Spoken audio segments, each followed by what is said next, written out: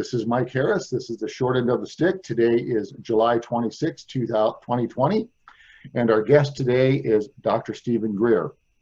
Stephen, welcome to the show, sir. It is very, very nice to meet you for the first time. Nice to meet you. Thank you. And before we start, I have to acknowledge our mutual common friend, Dr. Rosin, Right. who is a dear friend and was a neighbor of mine when I resided in Ashland, Oregon. And I have spent many, many hours with her discussing everything from weapons in space to ET contacts. So I have to sort of tip my hand a little bit that way and give her the acknowledgement that she deserves right from the get-go. Yeah, well, Carol and I met over 20 years ago and was one of our early disclosure project witnesses, as you know, who, of course, she had worked with Wernher von Braun and had been warned of this hoaxing of a off-planet alien threat, which I had heard from other sources during the period. I began briefing people like the director of the CIA and others in 1993 on this problem. And so we eventually got networked together, and I wasn't surprised when she told me what she had learned from the father of modern rocketry, Wernher von Braun, who invented the V-2 rocket for Adolf Hitler, that in fact, that in the aerospace covert operations, that they had the means to hoax and to eventually roll out sort of a false flag alien threat. And in fact, now if you look at like what happened in the last 24 or 48 hours on the New York Times and CNN and Fox and other major networks, they have more information coming out about the Pentagon's secret programs dealing with this. But the sub rosa narrative of every one of those mainstream news stories is that it's a national security threat, which is even Senator Marco Rubio recently said that last week on the news. And this is something we had predicted almost 30 years ago when I first started this project in 1990. And the big risk that we're facing right now is that the disclosure of the UFO matter is going to get spun by the spinmeisters who are, wrap themselves falsely in the flag patriotism and national security, when in reality, they are people trying to seize control globally through fear. And that's really what that agenda is about. I've never met with anyone in senior national security, CIA, aerospace contractors who at all think that these civilizations are hostile or a threat. But that's what always comes out through the mainstream media, because that's what's going to enrich the people who like using our heroic men and women in armed forces as cannon fodder. And they really, they pretend to care about our soldiers. They actually don't. They view them as pawns to be played on a geopolitical power play. And that's unfortunately what's going on this subject. So what I'm trying to do is to put out factual information, but in a way that doesn't panic the public and put the public on this war footing, which of course the next, with the creation of the Space Force, there's this tendency to say, well, our next theater of operations for battles has to be space. And of course, there couldn't be anything more reckless and dangerous than that. And that's going forward, unfortunately, very quickly right now. Well, let me discuss a couple of things. I mean, you and I are of the same generation. We grew up in the, we're kids in the late 50s, early 60s, and those were our formative years. And I remember being in kindergarten and grade school and being forced to hide under my desk because of the unlikely event that a nuclear bomb was going to go off and my desk was going to protect me. Yes. But what they were doing was instilling fear in us. Mm-hmm. And as an adult, I am tired of being afraid. That game doesn't work on me. Right. I mean, I'm not afraid of dying. I don't want it to hurt, but I'm not afraid of dying. Right. This old BS story that you have to be afraid of something or someone, and there's some boogeyman out there that's going to get us is nonsense. And right. I've traveled to the former Soviet Union, and I've met these people over there, And what astounded me the most is how much like us they are. I Sure. mean, I remember being in Ukraine and being in parts of Russia, and Mhm. I'm meeting with Russian men and women of my generation. They're just like us. They just speak a different language and have a little bit different culture. And this old fear mantra, Yes. it's a failed mantra. It doesn't work. And Right. so my mission here on this interview with you today is to try to increase the audience and try to get people who are afraid of living in fear and to embrace the new way going forward by expanding consciousness and to expand the amount of humanity, that critical 1% you reference in your movie, that can make the difference and shift the collective consciousness into something that is more proactive, because the criminals who run our planet need to be put in check. Yeah, they do, and they're not going to be put in check by the political establishment, because those people either are part of the problem or they don't have the power to do it. Now, the people do. One of the things I point out, and we just released in April a 2-hour feature film called Close Encounters of the Fifth Kind, and that is a documentary that goes through how they and what their agenda is with these disclosures coming from the Pentagon about UFOs, which they have now relabeled UAPs. Of course, they're neither. There are two types of objects out there people are seeing. One are extraterrestrial vehicles, which the people inside the system at the NSA and elsewhere call them ETVs, extraterrestrial vehicles. The other are devices that have been made by our classified aerospace engineering programs at Lockheed Skunk Works. My uncle's old company was Northrop Grumman. And they have things that look like UFOs that are man-made, because surprisingly, in 1954, October 1954, we had mastered gravity control through very classified research. I have a man at the Naval Research Labs who is the highest ranking scientist there, who was in the vault, saw the documentation that was the date where we actually mastered gravity control. It had been experimented with in the late 20s, 30s, 40s, but by 1954 it was operational. So many of these objects, like the Tic Tac, as they call it, that our Navy fighter jets were chasing off the coast of California, those very likely are from the Lockheed Palmdale Skunk Works facility. And I know men who worked on those devices and have been testing them for quite a few decades. So unfortunately, the way they're spinning the story to people like Senator Rubio and others and to the media is that these objects are, quote, violating our airspace and are a threat to our national security. And that's how you get more and more money for the warmongers and the profiteers.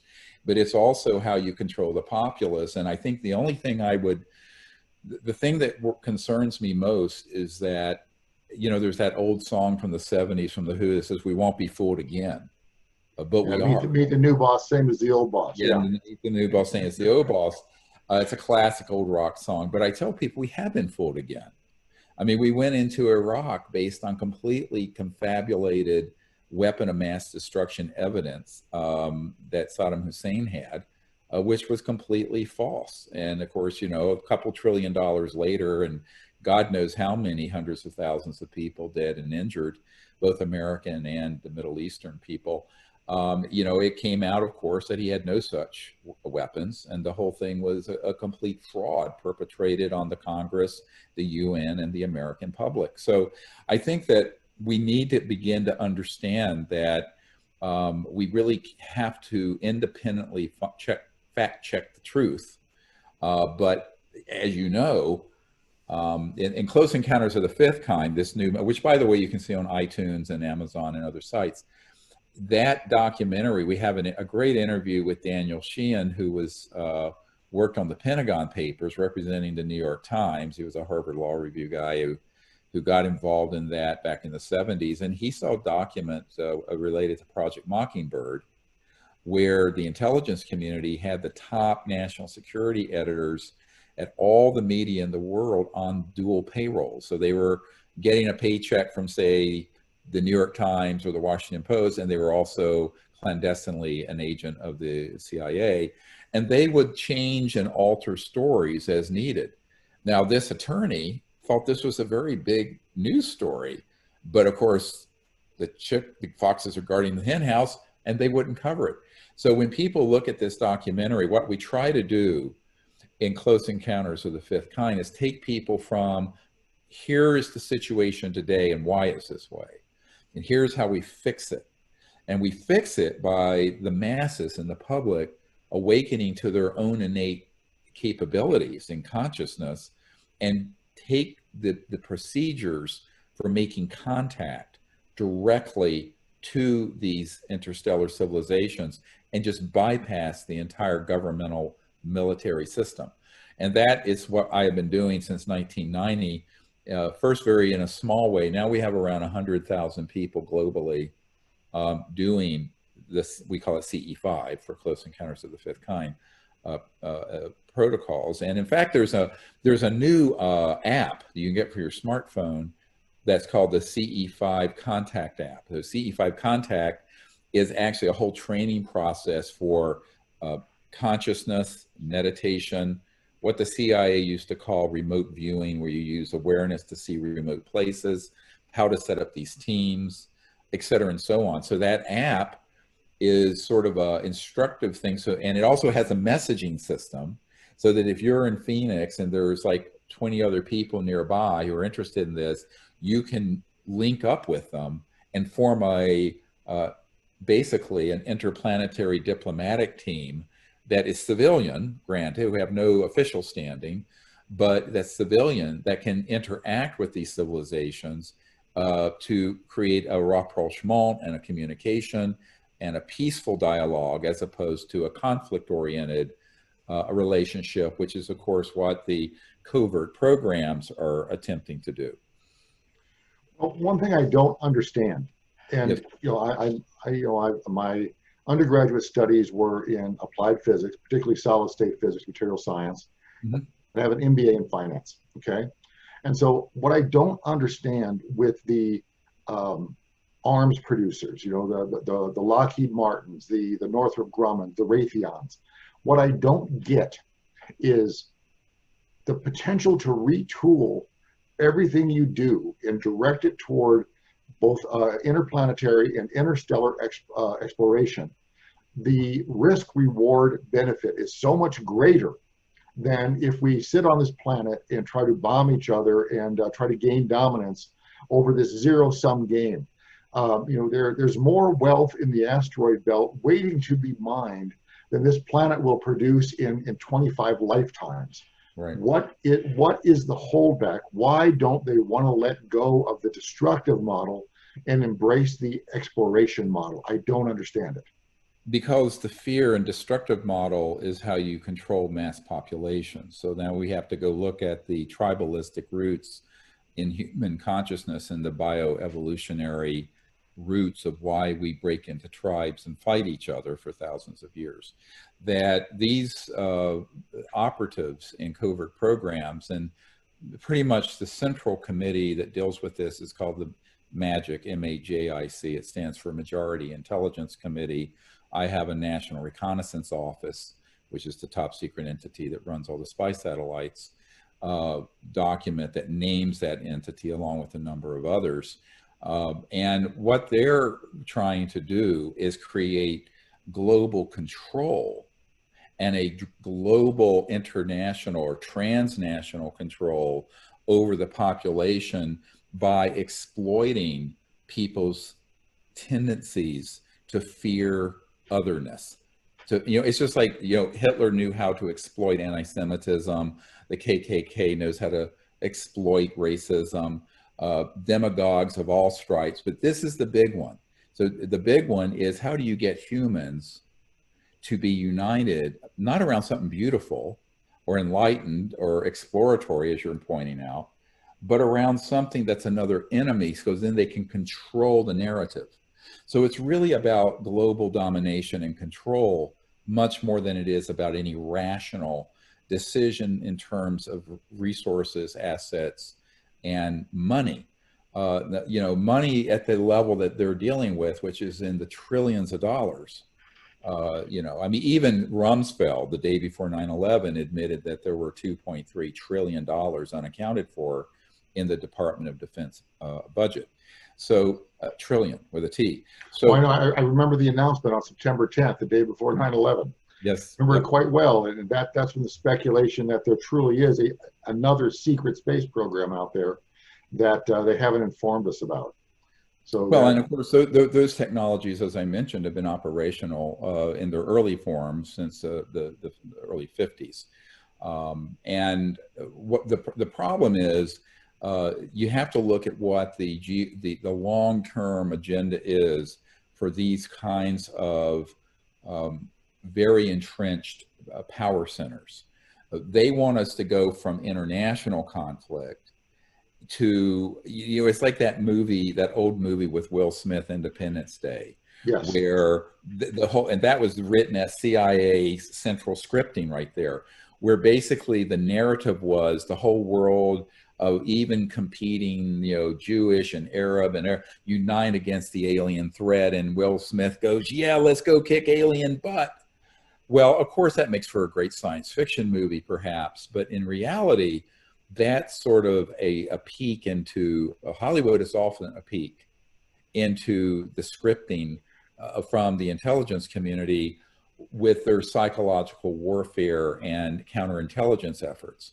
So anyone who's worked in counterintelligence and psyops understands that you do this in ways that are not clumsy. It's work through pop culture.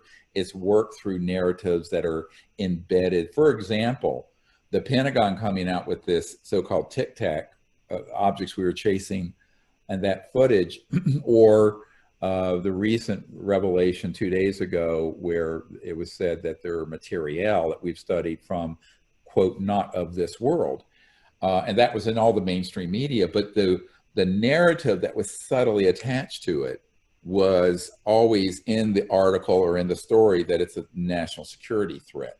So that is how they want to begin to condition human consciousness towards their long-term plan of uniting people, not in a peaceful way or in a hopeful way or in a enlightened way, but in a way that's centered around fear, adversaries, conflict. Because demagogues, whether it's religious fanatics or political people or empires, have always used conflict and putting one per entity against another entity to create conflict, because in that conflict they can then control the society.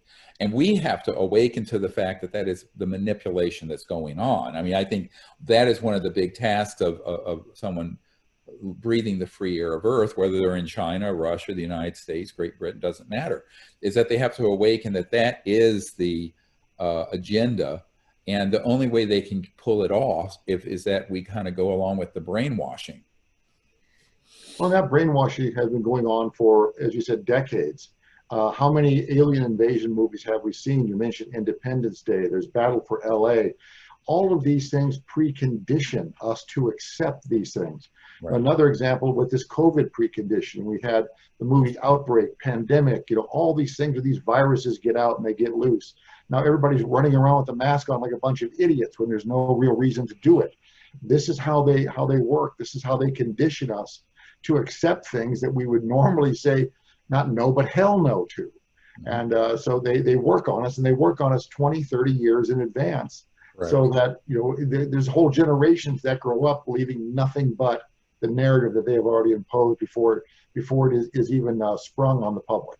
Yeah, someone accused me once of being Morpheus, giving people the red pill. But I'll take that as a compliment. But or whatever. But you know, my view of it is that this is why the Close Encounters of the Fifth Kind, that the really central thesis of it is a deep dive into what the science of consciousness involves. That the mind, not our individual ego, but the mind itself, is a conscious field that isn't limited by space or time, and that this has been proven in physics studies, and that can be used to not only intuit and see with consciousness remote places. But it's interesting that these interstellar civilizations, that in order to go from, say, one galaxy or star system to another, they can't go at the speed of light because it would take thousands and thousands or millions of years. They're going through dimensions, through very high voltage. We can get into the physics of this.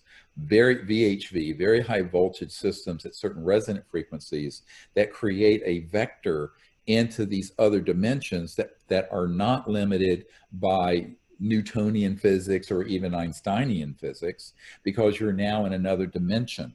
So they shift from 3D into other dimensions and appear at another point in 3D, not after 1,000 years at the speed of light, but in a matter of moments or a week or whatever.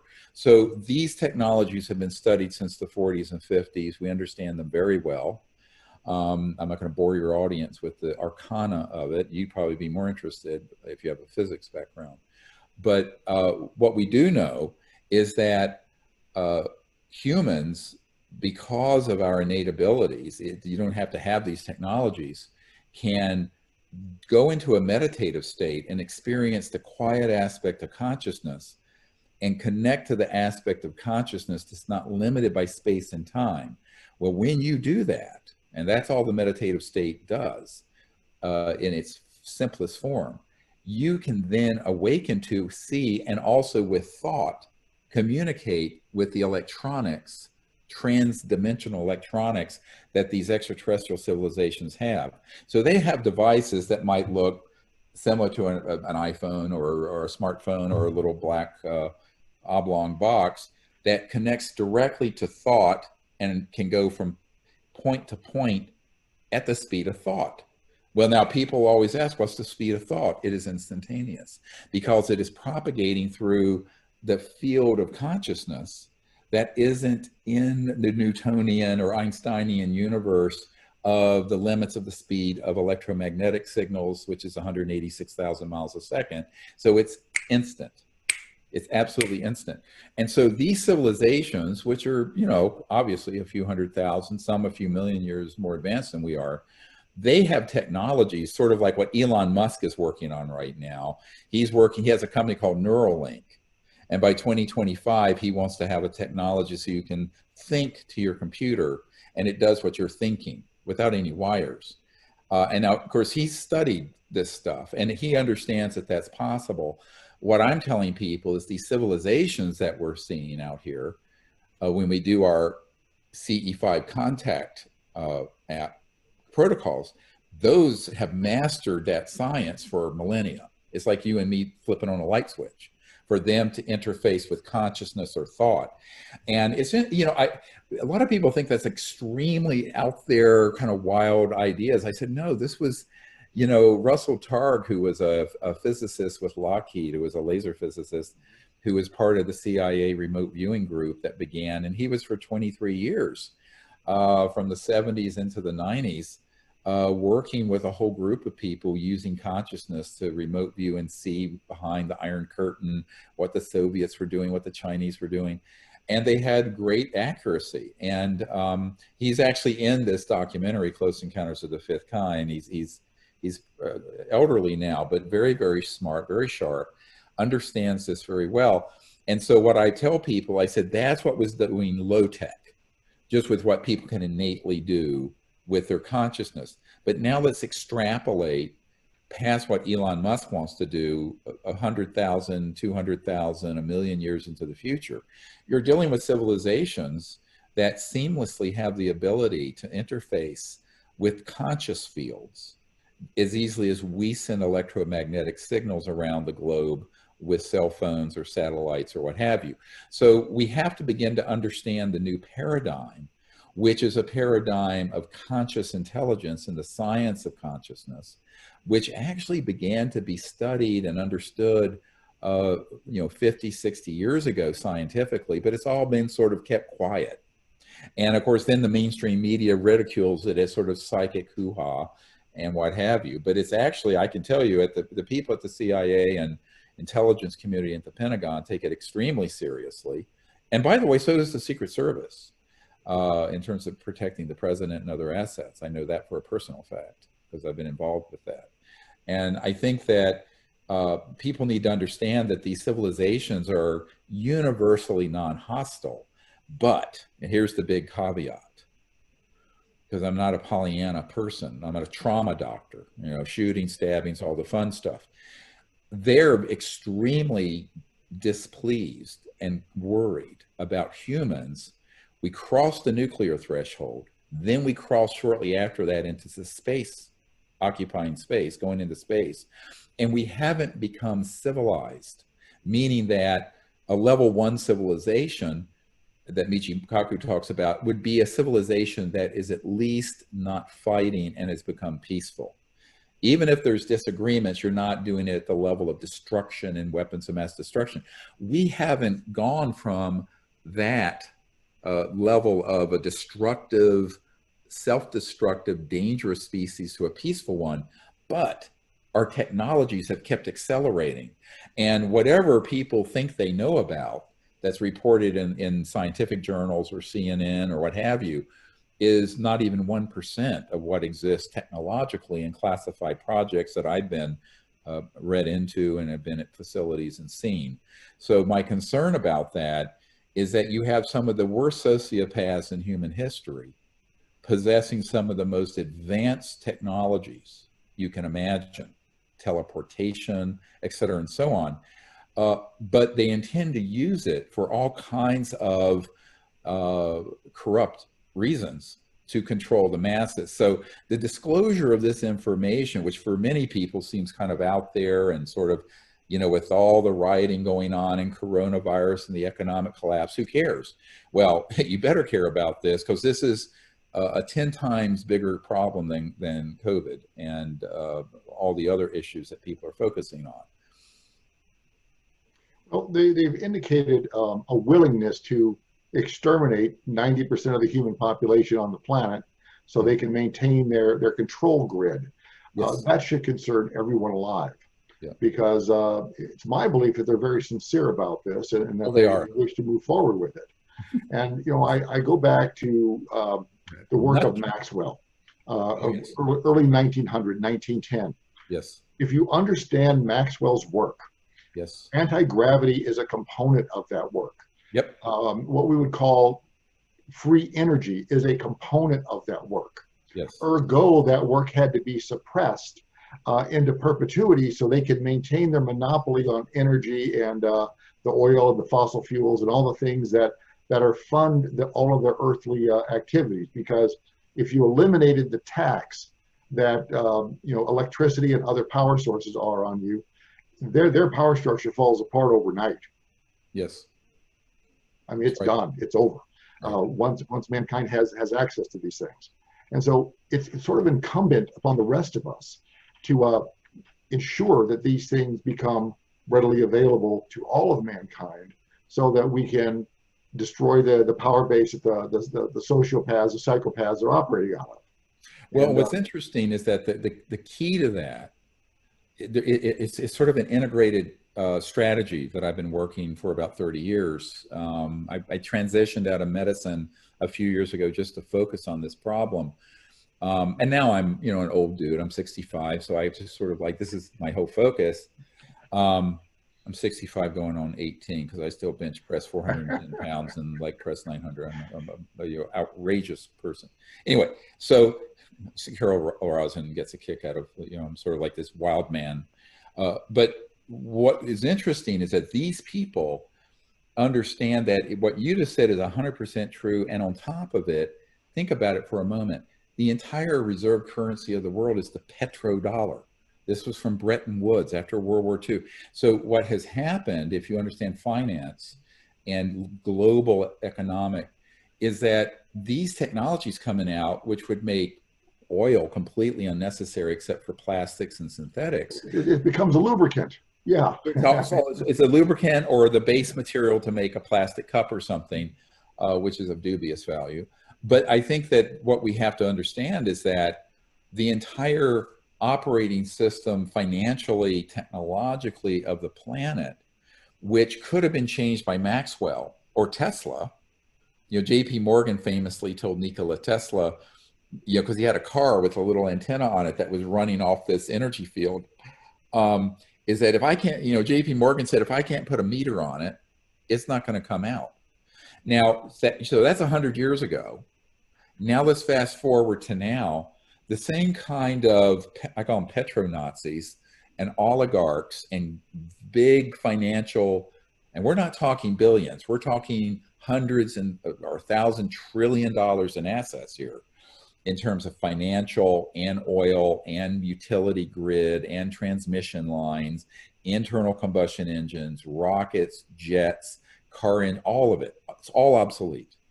Now, that is like the biggest economic revolution. It would dwarf the Industrial Revolution by an orders of magnitude. But if we don't do it, we're going to destroy the biosphere and billions of people. If we do it now, we've got to figure out how to do it to phase it in so that we don't have a complete economic collapse.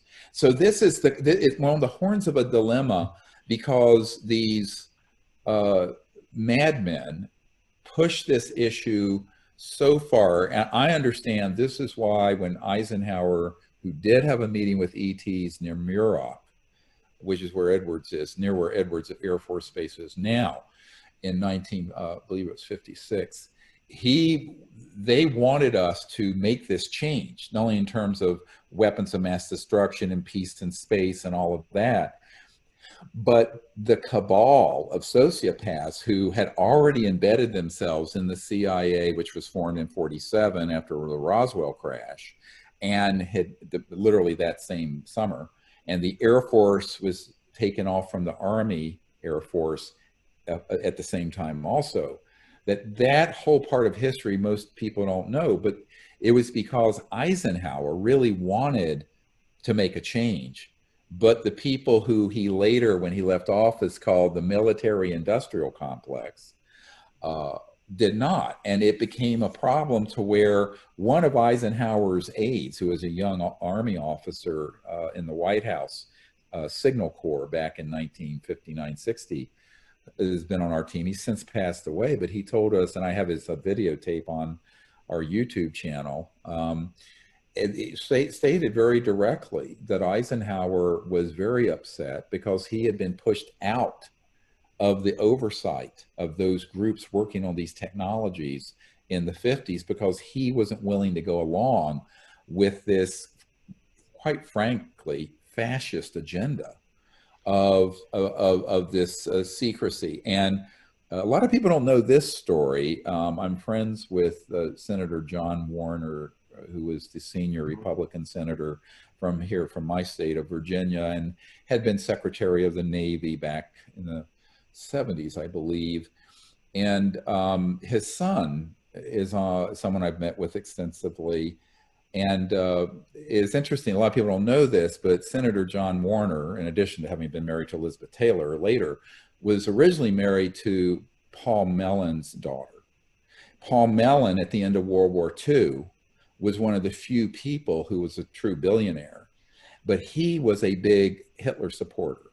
And so was Dulles, who started the CIA, and so was, of course, Watson of IBM and Ford and a lot of other industrialists.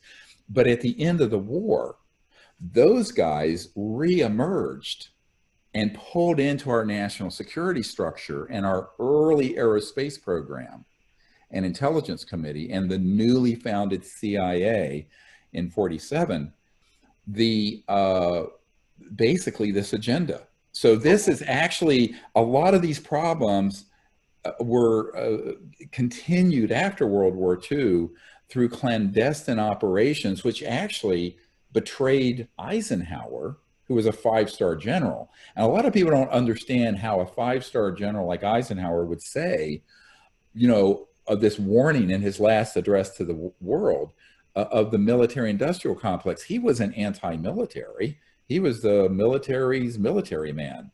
However, he had seen personally, and he was very bitter about this, I know this from people who knew him very personally, that he was very bitter that he had been shoved aside and lost control over these, what are called now unacknowledged special access projects, really black projects. Well, let me interject a data point here, because the CIA, the OSS existed before the CIA. After Right. World War II, they incorporated the Nazis' Gehlen organization into the CIA, and that became their primary intelligence gathering network for all of Eastern Europe and what was then the Soviet Union. So Correct. that was the foundation of the CIA. In addition to which, our friend Carol, who used to work for Werner von Braun, brought his cadre of Nazi scientists into NASA. And so you have these two very strong, very powerful Nazi elements that were welcomed into the US government and have since proliferated throughout the US government and results in what we call the deep state today. Right. And we're still seeing repercussions. I mean, it doesn't matter who we put in office, they still work for those guys. Correct. You know, it's they don't work for the American people. Our concept of a republic is outdated, and we need to either update our concept or we need to put it back to restore it to its original. So we've got a handful of issues here where these entrenched interests are preventing us from evolving and moving toward that Star Trek type civilization that we were envisioning back in the early 60s. So, I mean, you and I are the same age. I remember when man landed on the moon, and I thought to myself, by golly, I'll be on Mars by the time I'm 40. And they Right. dropped the ball. They dropped the ball. And, you know, here I am, 65. I've never gotten there yet, you know, so I'm a little disappointed with that. So. And the reason for that isn't that technologically we couldn't do it. We could. It's that the technologies that would be most practical to achieve that goal would pull the curtain back on what's called quantum vacuum, zero-point energy systems, and EMGs, electromagnetic-gravitic systems. Pop culture calls it anti-gravity. It's not anti-gravity.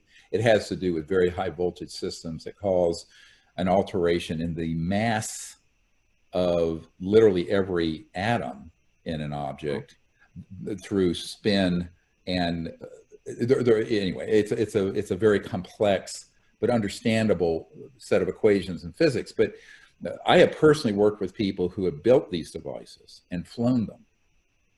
And so by the time, you know, my uncle was at Grumman, became Northrop Grumman as an aerospace engineer, and he worked on the lunar module, which landed on the moon 51 years ago this past week.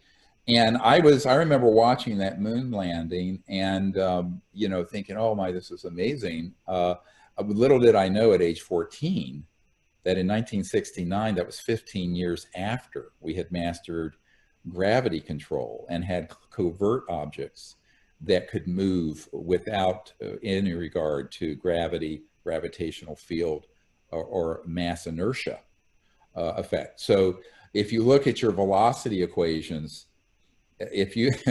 velocity is inversely proportional to mass. But if you look at that equation, if mass goes to zero, velocity can go to infinity.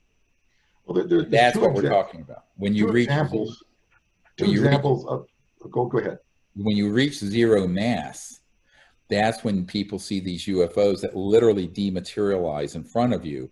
And the next thing you know, they're 50 miles over here.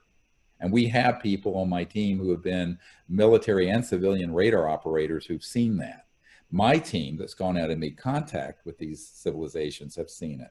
So I tell people that it's a whole new science and physics, but it isn't new.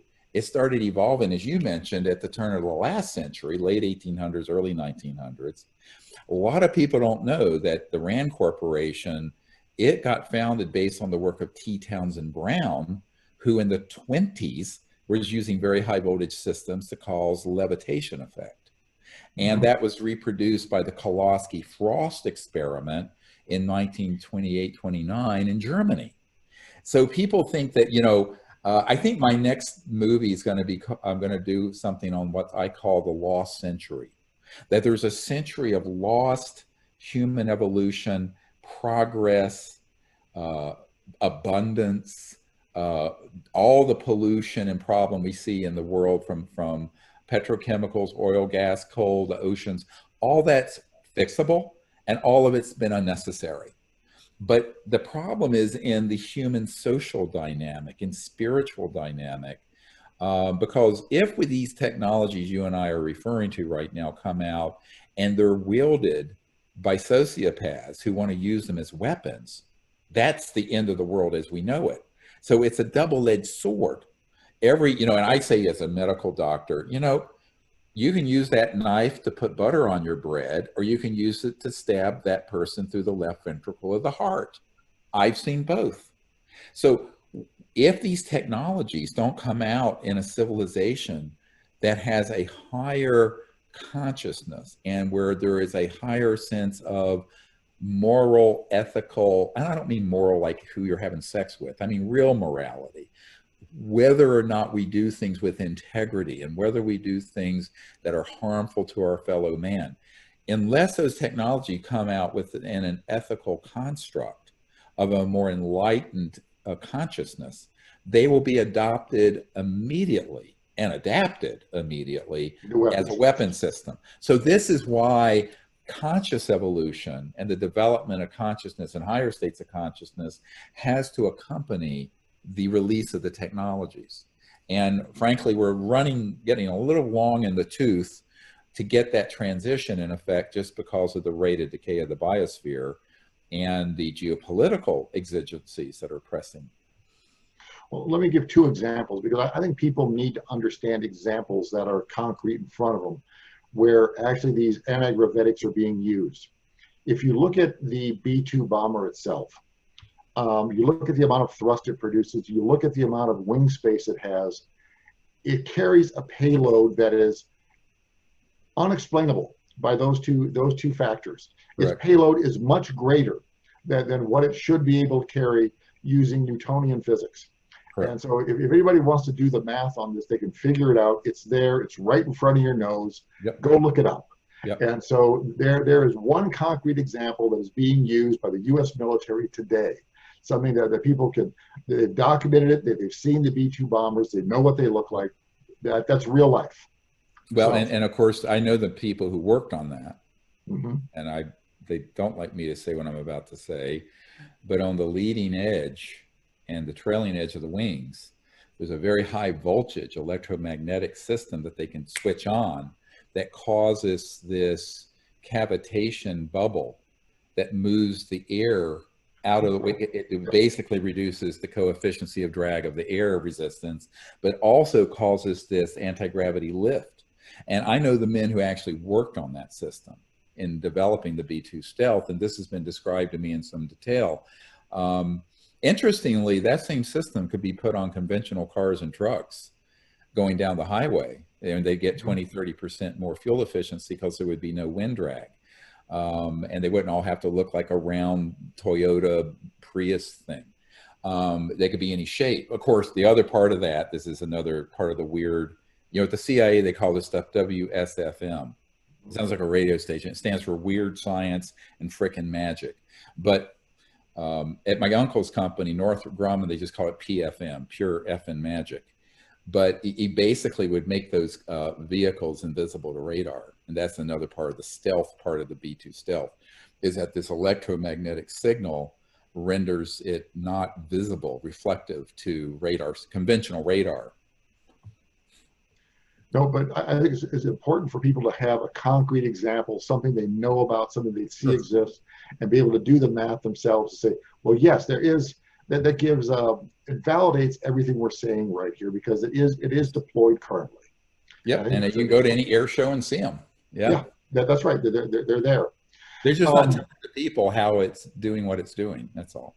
Okay, well, I think we're at a critical nexus in time here, and I look what's going on politically, domestically. I look at what's going on throughout our entire financial system. There's so much debt, it could never be repaid. We've got to do some spiritual evolution and some spiritual growth here, so that we don't go into another 1,000-year dark ages, because that's where the bad guys want to take us. They want us back in that box. They do. And if we don't want to go in that box, we as humanity, as the human collective, if you will, collective of individuals, we have to assert our will and reach out spiritually to each other, and then maybe off planet, our stellar neighborhood here to others who may be able to assist us in our quest to get out of this, because the dark ages were a very terrible time, and that's where the bad guys want to take us back to. So what is your advice on that? What is your take? How do we crawl? How do we walk? Then how do we run? What's our path?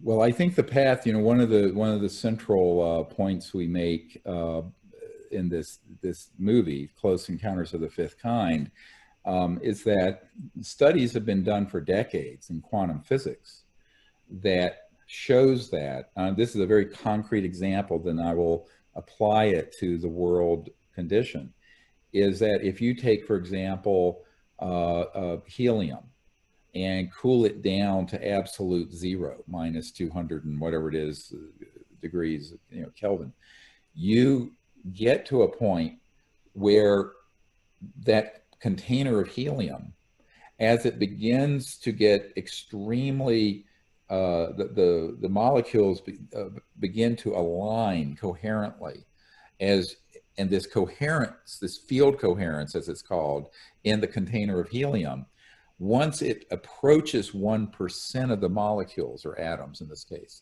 same thing for helium, you have what's called a phase transition. And that phase transition, of course, right before there is this field of coherence that propagates, at that 1% of molecules, everything becomes very disordered, chaotic, boiling, crazy, and then in a nanosecond, it becomes perfectly coherent. And actually, it takes on almost magical properties, and it's called superfluidity in helium.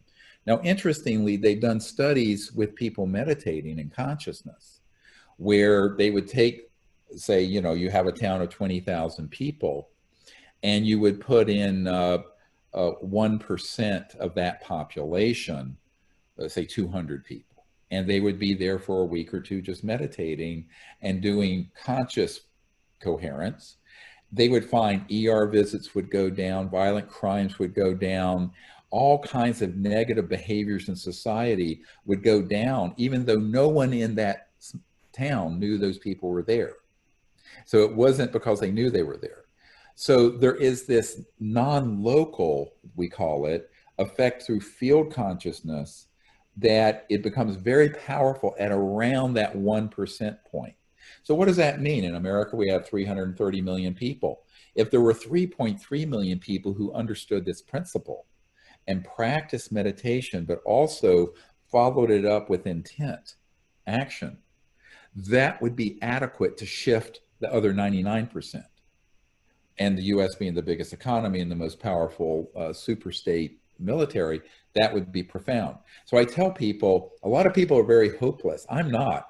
I'm extremely optimistic that this can be achieved, but there's a certain number of human citizens that need to accept responsibility, come together, and do something productive in this space of conscious development, spirituality. And by spirituality, I mean the essence of the spirit of pure consciousness and enlightenment, as opposed to religiosity and the catechisms of organized religion.